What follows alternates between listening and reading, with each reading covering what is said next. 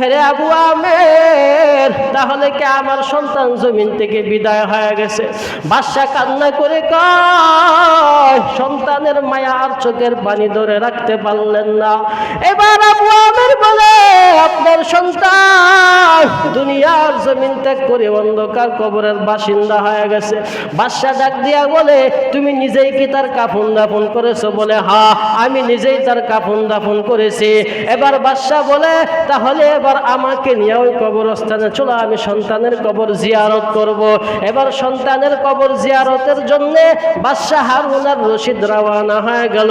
কবরস্থানের কাছে গিয়া ডাক দিয়া কয়, সন্তান, আজকে আমি বাবা হইয়া দুনিয়ার জন্য পাগল হয়ে গেলাম, কিন্তু তুমি ছোট বয়সের এক যুবক, আল্লাহর জন্য এত পাগল হয়েছো, আল্লাহকে তুমি পেয়ে গেলা। এই জন্য হেরে মুসলমান, আবু আমের বাসরি ডাক দিয়া বলে, তার কাফন দাফন শেষ করার পরে রাতের বেলা যখন আমি ঘুমাইলাম, ঘুমের ঘরে আমি স্বপ্নে দেখি ওই বাদশা হারুন আর রশিদের সন্তান একটা নূরের পলকের মধ্যে বসে আছে রাজপ্রাসাদের মধ্যে বসে আছে। আমি তাকে জিজ্ঞাসা করলাম, হে যুবক, আজকে তোমার কি অবস্থা? যুবক ডাক দিয়া বলে, আমি দুনিয়া ত্যাগ করার কারণে, আমি বাদশার সন্তান, বাদশাহী মহল ত্যাগ করার কারণে আল্লাহ আমাকে বিশাল বড় জান্নাতের মালিক বানায় দিছে। এই যে দেখতেছো আমার রাজপ্রাসাদ, আমার দুনিয়ার বাদশাহী ত্যাগ করার কারণে আল্লাহ আমাকে জান্নাতে বিশাল বড় মালিক বানাইছে, ওই নূরের মালিক। এখন আমি জান্নাতের বাসিন্দা হয়ে গেছি। এবার আবু আমের বাসরি বলে, তাহলে আমাকেও কি করতে হবে? এই যুবক ডাক দিয়া বলে, তাহলে তোমাকেও দুনিয়া ত্যাগ করতে হবে। দুনিয়ার মায়া ছেড়ে দাও, আর দুনিয়ার ধন সম্পদের মায়া ছেড়ে দাও, আখিরাতের প্রতি তোমার মনটা ঝুঁকাও। এরে আল্লাহর গোলাম, তাকাইয়া দেখেন তো জীবনে কত মানুষের জানাজা পড়লাম, কত মানুষের লাশ কাঁধে নিয়ে কবরস্থানে গেলাম, একবারও তো মনে হলো না রে যুবক, একদিন আমার লাশটাও তো মানুষ কবরের দিকে নিয়ে যাবে, কিন্তু আমি দেখবো না। আজকে আমি তার জানাজা পড়লাম, হতে পারে অন্য সময় আমার জানাজা রেডি হয়ে যাবে, এতগুলা মানুষ আবার জানাজা পড়বে, কিন্তু আমি তো কবরের বাসিন্দা হয়ে যাব, আমি দেখবো না। এই জন্য হেরে মুমিন, এই যুবক ভাই, বাদশা হারুন আর রশিদের সন্তানের বয়স ছিল মাত্র 16 বছর। সে 16 বছর বয়সে আল্লাহ পাকের দিদারে ধন্য হয়েছে, আল্লাহর মারিফত হাসিল করতে পেরেছে। তোমার বয়স হয়তো এখন 18, 19, 20 বছর চলে, তুমি এখন আল্লাহ পাককে কেমনে ভুলে আছো রে যুবক? মরণের কোনো বয়স নাই রে ভাই। যুবক মানুষও মরে, আবার বৃদ্ধ হয়েও মরে, আবার ছোট বাচ্চারাও মরে যায়। আরে মুসলমান নবীর উম্মত, এজন্য মদিনাওয়ালা নবী বলেন, জাহান্নামের ভয় ঢুকাও, জাহান্নামের ভয় যদি ঢুকাইতে চাও, দুনিয়া তোমার গোলাম হয়ে যাবে।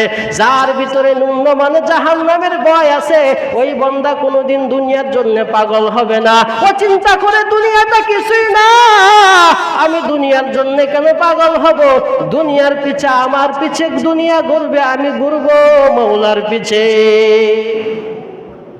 এখন তো আমরা দুনিয়ার পিছে দৌড়ি। কার পিছে দৌড়ায়? দুনিয়ার পিছে। অথচ সিস্টেম কি? আমি কার পিছে দৌড়বো? আল্লাহর পিছনে। আমি কার গোলামি করব? আর দুনিয়া কার গোলাম? চন্দ্র সূর্য কার গোলাম?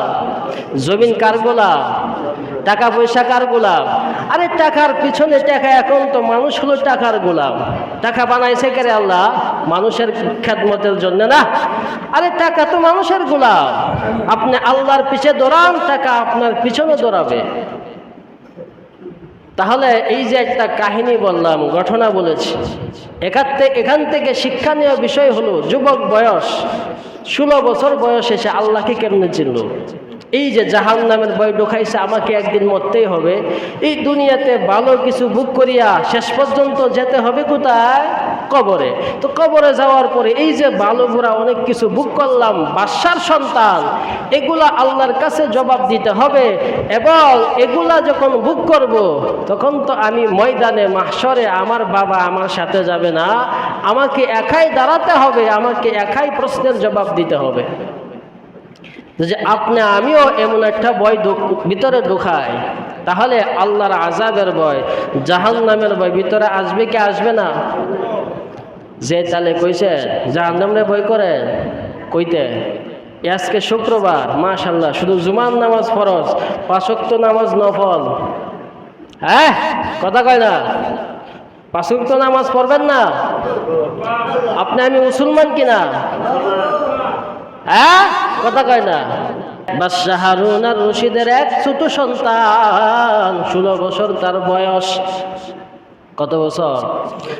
আমগো সন্তানগুলি তো মাশাআল্লাহ 16-17 বছর বাবা কাওয়া শিখে, ফেন্সিডি খায়, হিরোইন খায়, এগুলা কাওয়া শিক্ষা দেয়, শিখে। বাদশাহ হারুন আর রশিদের সন্তানের বয়স কত? 16 বছর। এই 16 বছর বয়সে আল্লাহকে কেমনে চিনল, জাহান্নামের ভয় কেমনে ভিতরে ঢুকাইছে, ভালো করে শুনেন। বাদশাহ হারুন আর রশিদের কোনো কিছুর অভাব নাই, টাকা পয়সার অভাব নাই, গাড়ি বাড়ির অভাব নাই, অনেক কিছু আছে। ওই বাদশার সন্তান রাজপ্রাসাদে তাকে, কিন্তু রাজপ্রাসাদের কোনো কিছু তার কাছে ভালো লাগে না, খাওয়া দাওয়া ভালো লাগে না। যখন রাজপ্রাসাদের দস্তরখানে খাবারের মধ্যে বসে বাদশাহ হারুন আর রশিদের সন্তান শুকনা রুটি খায়, ভালো কোনো খাবার খায় না, গায়ের মধ্যে যা সালার সবজিয়া ব্যবহার করে ভালো কোনো পোশাক পরিধান করে না। এগুলা যখন মহলের লোকেরা দেখলো, দেখিয়া ওই বাদশার সন্তানকে ডাক দেয়া কো, বাদশার ছেলে, তুমি নাকি হারুন আর রশিদের সন্তান, তোমার তো কোনো কিছুর অভাব নাই, তোমার বাবার অনেক কিছু আছে, খাওয়ানোর অভাব নাই, থাকার জায়গার অভাব নাই, তো তুমি রাস্তায় কেন ঘুরো, রাস্তার ভিতরে ঘুমাও, ভালো কোনো খাবার তুমি খাও না, তোমার কারণ কি? তোমার কারণে তোমার বাবার অপমানিত হতে হয়, তোমার বাবার মান সম্মান নষ্ট হয়।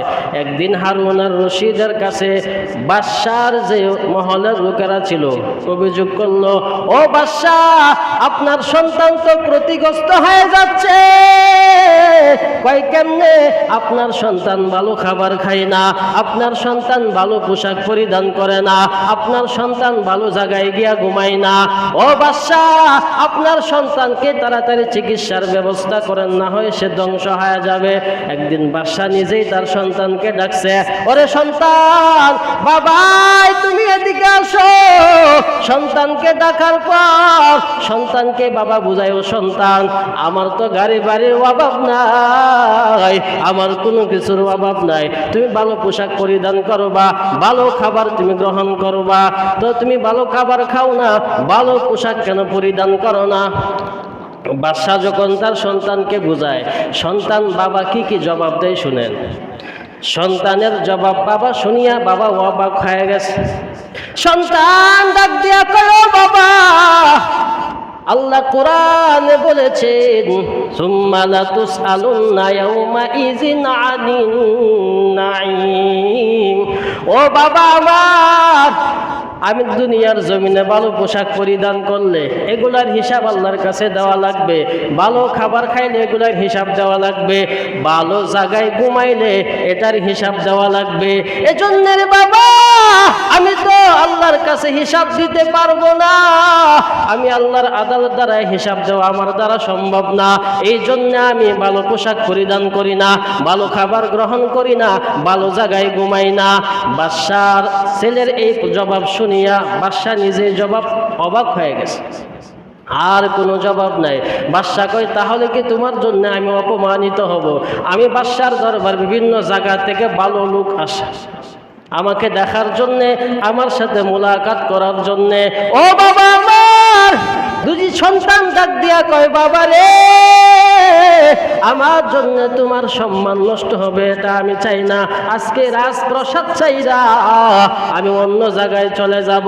মা এই কথা শোনার পর বাদশাহ যখন এই কথা বলল, বাচ্চা বাড়ির থেকে চলে যাবে, মা আয়েশা ডাক দিয়া কয়, সন্তান নাও, তোমার হাতে একটা কোরআন আমি দিয়া দিলাম এবং একটা আংটি দিয়া দিছি, এই কোরআনটা যখন পড়বা আমার মার কথা তোমার স্মরণ হবে, এই আংটি তোমাকে দিয়া দিলাম, যখন তুমি কোনো মুসিবতের মধ্যে পড়বা তখন এটা কাজে লাগাইবা।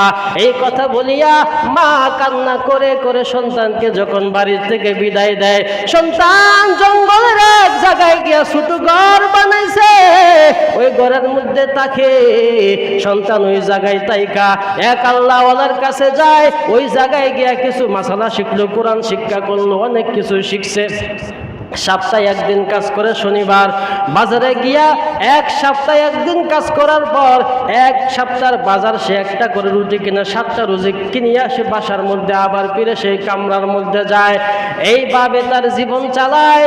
যখন সে বাজারের মধ্যে গিয়া যে জায়গায় মুনি বিক্রি হয়, মানুষ মুনি কিনে ওই জায়গায় গিয়া কোরআন তেলাওয়াত করে।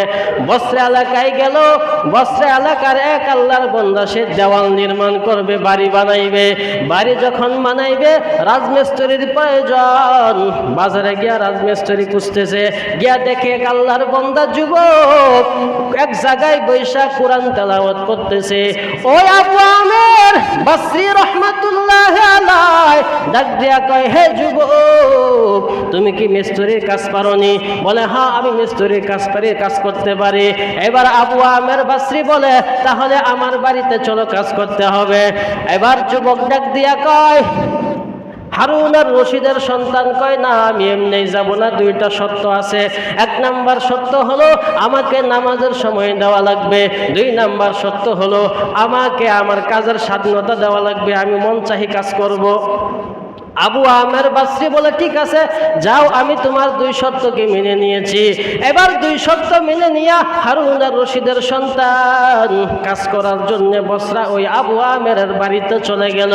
আবু আমেরের বাড়িতে চলে যাওয়ার পর সারাদিন কাজ করে সন্ধ্যা হয়ে গেল। তার মজুরি নিয়ে যখন বাড়ির দিকে যায়, মালিক আইসা দেখে এই যুবক যেই পরিমাণে কাজ করছে, এই কাজ একা সম্ভব না, 2 জনের কাজ সে একাই করে ফেললো। এবার আবু আমের ডাক দিয়া কয়, বাবা আমি খুশি হইয়া তোমাকে 2টা টাকা বেশি দিয়া দিলাম। এবার যুবক ডাক দিয়া কয়, না না, আমি 1 টাকাও বেশি নিব না, আমার পাওনা আমাকে বুঝিয়ে দেন। এবার যুবক চলে গেল। 1 সপ্তাহ রুটি নিয়ে আবার ওই যে ছোট ঘরের ভিতরে ঢুকছে। ঢুকার পরে আবু আমের বলে, আমার 2য় দিন আমার বাজারে গেলাম, কাজ আমার শেষ হয় নাই, গিয়া তালাশ করিয়া দেখি না যুবক আর বাজারে নাই। আমি তার সন্ধান নিয়ে বললাম, ওই লোকটা কি প্রতিদিন কাজ করে না? মানুষে বলে, না না, সে সপ্তাহে একদিন শনিবার কাজ করে, প্রতিদিন কাজ করে না। আমি কাজ তার জন্য 1 সপ্তাহ পর্যন্ত বন্ধ রাখলাম। আবার শনিবারে বাজারে গেলাম, গিয়া দেখি আল্লাহর গোলাম ওই যুবকটা কোরআন তেলাওয়াত করে। আমি তাকে সালাম দিলাম। সালাম দেওয়ার পর সে আমাকে চিনে ফেললো। বলো, আমার বাড়িতে কাজ, আজকেও কাজ করতে হবে। আগের শর্ত মোতাবেক যুবককে নিয়ে আবু আমের তার বাড়িতে চলে গেল, কাজ শুরু হয়ে গেল। এবার আবু আমের বলে, আমি তো আগে আমার মনে কৌতূহল, এই যুবক একা 2 জনের কাজ কেমনে করে, আমি আড়াল থেকে তাকায় দেখবো। এই যুবক যখন কাজ শুরু করলো, বাড়িওয়ালা ওই পিছনের দিকে তাকাইয়া দেখে এই যুবক একা একা এমনি এত কাজ কেমনে করে। তাকাইয়া দেখে যুবক বালুর খাদা যখন ইটের উপরে রাখে, ইটগুলো অটোমেটিক আইসা দেওয়ালের সাথে লেগে যায়। আর জোরে কন্যা সুবহানাল্লাহ। তো এই অবস্থা দেখার পরে আবু আমের বসরি বলে, এটা তো আল্লাহর ওলি, তার দ্বারা কাজ করা নিয়ে আমার দ্বার পক্ষে সম্ভব না। সন্ধ্যা হয়ে গেল, তার মজুরি দিয়ে তাকে এবার ফিরাইয়া দিল, বাড়ির দিকে রওনা হয়ে গেল। আবু আমের বলে, আমার বাড়ির কাজ এখনো শেষ হয় না, আমি আবার 3য় সপ্তাহ শনিবারে আবার চলে গেলাম। গিয়া বাজারে অপেক্ষা করলাম, গিয়া দেখি না আল্লাহর বান্দার বাজারের মধ্যে আসে না। আমি তার সন্ধান নিয়া ওই যে তার জঙ্গলের ভিতরে গিয়া দেখি অসুস্থ হয়ে আল্লাহর বান্দা একটা ইটের উপরে মাথা রাইখা জমিনের মধ্যে পড়ে আছে অসুস্থ অবস্থায়।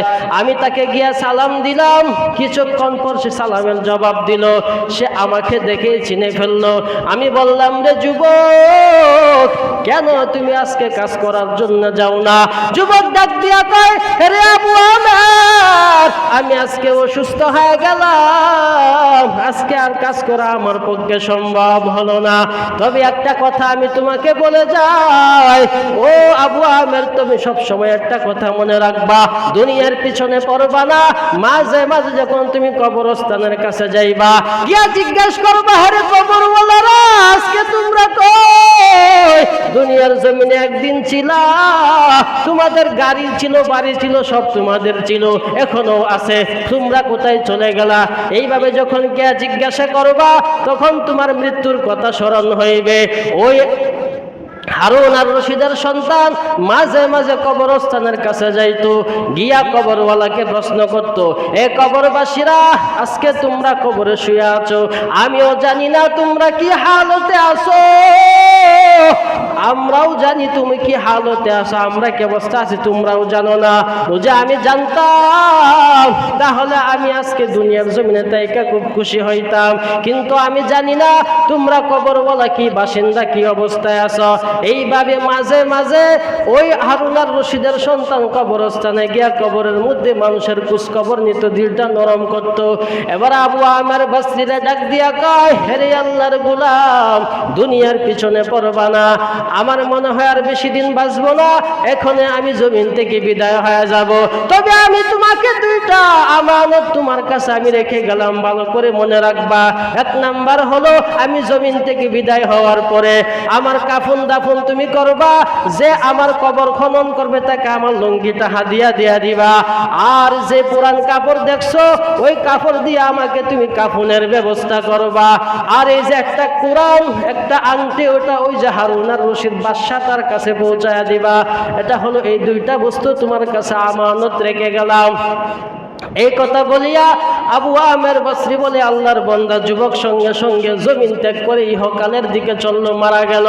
এবার আবু আমের বসরি বলে, আমি তাকে কাফন দাফন করিয়া এবার দুইটা আমানত রে ওই বসরা এলাকার থেকে আমি বাগদাদের দিকে চললাম, গিয়ে হারুন আর রশিদের রাজপ্রাসাদে ঢুকছি।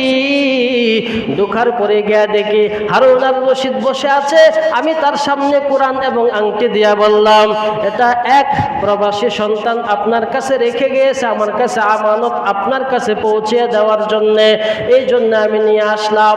বাদশা কোরআন আর আংটি দেখিয়া চোখের পানি আর ধরে রাখতে পারলো না, হাউমাউ করিয়া কান্না শুরু করলো।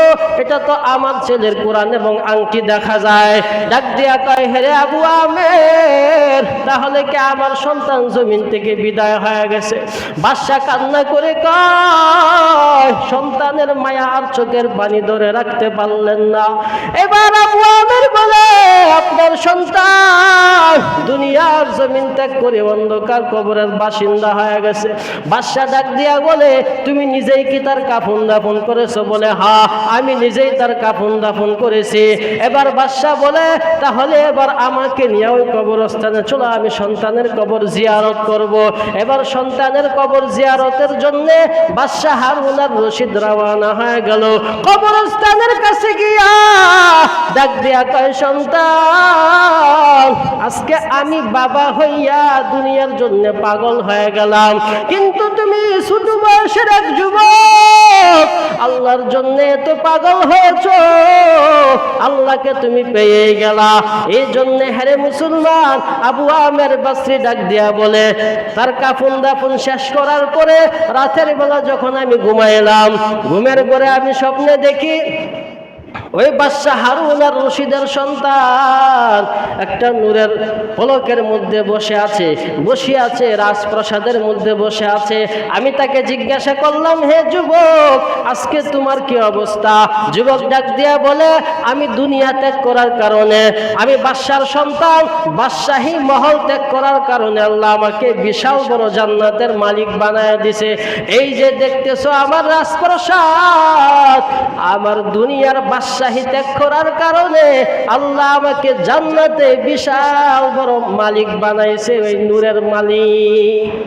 এখন আমি জান্নাতের বাসিন্দা হয়ে গেছি। এবার আবু আমের বসরি বলে, তাহলে আমাকেও কি করতে হবে? এই যুবক ডাক দিয়া বলে, তাহলে তোমাকেও দুনিয়া ত্যাগ করতে হবে, দুনিয়ার মায়া ছেড়ে দাও, আর দুনিয়ার ধন সম্পদের মায়া ছেড়ে দাও, আখিরাতের প্রতি তোমার মনটা ঝুঁকাও। এরে আল্লাহর গোলাম, তাকাইয়া দেখেন তো জীবনে কত মানুষের জানাজা পড়লাম, কত মানুষের লাশ কাঁধে নিয়ে কবরস্থানে গেলাম, একবারও তো মনে হলো না রে যুবক, একদিন আমার লাশটাও তো মানুষ কবরের দিকে নিয়ে যাবে, কিন্তু আমি দেখবো না। আজকে আমি তার জানাজা পড়লাম, হতে পারে অন্য সময় আমার জানাজা রেডি হয়ে যাবে, এতগুলা মানুষ আবার জানাজা পড়বে, কিন্তু আমি তো কবরে বাসিন্দা হয়ে যাব, আমি দেখব না। এই জন্য হেরে মুমিন, এই যুবক ভাই, বাদশা হারুন আর রশিদের সন্তানের বয়স ছিল মাত্র 16 বছর।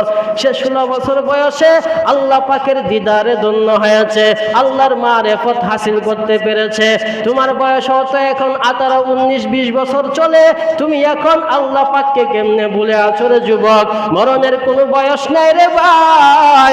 যুবক মানুষও মরে, আবার বৃদ্ধ হয়েও মরে, আবার ছোট বাচ্চারাও মরে যায়। আরে মুসলমান নবীর উম্মত, এজন্য মদিনাওয়ালা নবী বলেন, জাহান্নামের ভয় ঢুকাও, জাহান্নামের ভয় যদি ঢুকাইতে চাও, দুনিয়া তোমার গোলাম হয়ে যাবে। যার ভিতরে ন্যূনমানে জাহান্নামের ভয় আছে, ওই বান্দা কোনোদিন দুনিয়ার জন্য পাগল হবে না। ও চিন্তা করে দুনিয়াটা কিছুই না, আমি দুনিয়ার জন্য কেন পাগল হব? দুনিয়ার পিছে, আমার পিছে দুনিয়া ঘুরবে, আমি ঘুরবো মওলার পিছে। এখন তো আমরা দুনিয়ার পিছে দৌড়ি। কার পিছে দৌড়ায়? দুনিয়ার পিছে। অথচ সিস্টেম কি? আমি কার পিছে দৌড়বো? আল্লাহর পিছনে। আমি কার গোলামি করব? আর দুনিয়া কার গোলাম? চন্দ্র সূর্য কার গোলাম? জমিন কার গোলাম?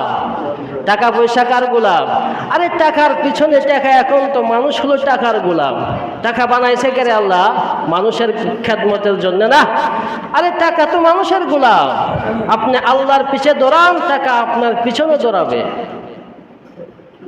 তাহলে এই যে একটা কাহিনী বললাম, ঘটনা বলেছি, এখান থেকে শিক্ষণীয় বিষয় হলো, যুবক বয়স 16 বছর বয়সে সে আল্লাহকে কেমনে চিনল? এই যে জাহান্নামের ভয় ঢুকাইছে, আমাকে একদিন মরতেই হবে। এই দুনিয়াতে ভালো কিছু ভোগ করিয়া শেষ পর্যন্ত যেতে হবে কোথায়? কবরে। তো কবরে যাওয়ার পরে এই যে ভালো বুড়া অনেক কিছু ভোগ করলাম, বাদশার সন্তান, এগুলা আল্লাহর কাছে জবাব দিতে হবে। এবং এগুলা যখন ভোগ করব, তখন তো আমি ময়দানে মাহশরে আমার বাবা আমার সাথে যাবে না, আমাকে একাই দাঁড়াতে হবে, আমাকে একাই প্রশ্নের জবাব দিতে হবে। যে আপনি আমিও এমন একটা ভয় ভিতরে ঢুকাই, তাহলে আল্লাহর আযাবের ভয়, জাহান্নামের ভয় ভিতরে আসবে কি আসবে না? যে তাহলে কইছে জাহান্নামের ভয় করে কইতে, আজকে শুক্রবার, মাশাআল্লাহ, শুধু জুমার নামাজ ফরজ, 5 ওয়াক্ত নামাজ নফল। হ্যাঁ, কথা কয় না? 5 ওয়াক্ত নামাজ পড়বেন না? আপনি আমি মুসলমান কিনা? হ্যাঁ, কথা কয় না?